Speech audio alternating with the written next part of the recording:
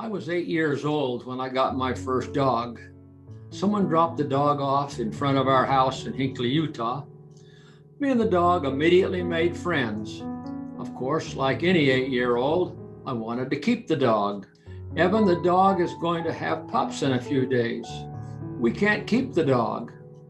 Daddy, I'll take care of the pups and give them away to people who want them. I pleaded so hard, my father gave in. Okay, but remember, it's your responsibility to take care of the dog and give the pups away. We can't keep the pups. I became the 8-year-old owner of a pregnant stray dog. A few days later, 7 new pups became my responsibility. It was fun taking care of the pups and watching them get old enough so I could find homes for them. One day my father said, "Evan, we can't keep the pups. It's time to take care of them." I fashioned a box and put the pups in it.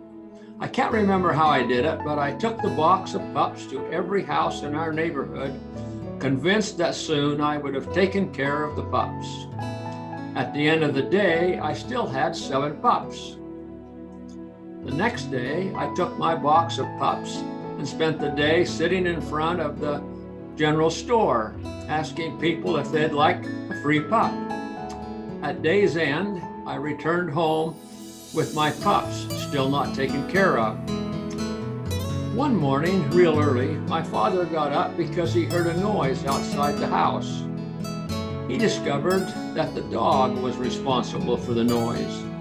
He came back into the house, went into the bathroom, and passed out. He hit his head on a towel rack. My mother found him unconscious and bleeding.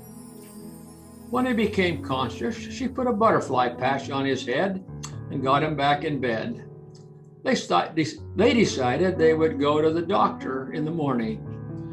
My father went to sleep and never regained consciousness.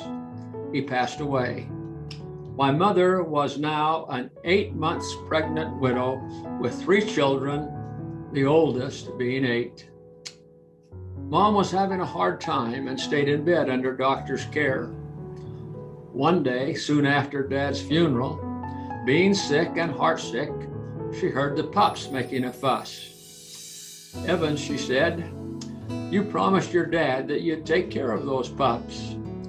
Hinckley was a small farming town. Even as young as I was, I knew what it meant to take care of a non-productive animal. I found my dad's .22 rifle and some bullets. Carrying the gun, I took the box of pups to an adjacent area of willows and brush. There I found an old log on the ground. I placed each one of the pups on the log, and with big tears rolling down my face, I shouldered my dad's rifle, and one by one, I took care of the pups. Returning home, I put the gun away and never told anyone I had taken care of the pups.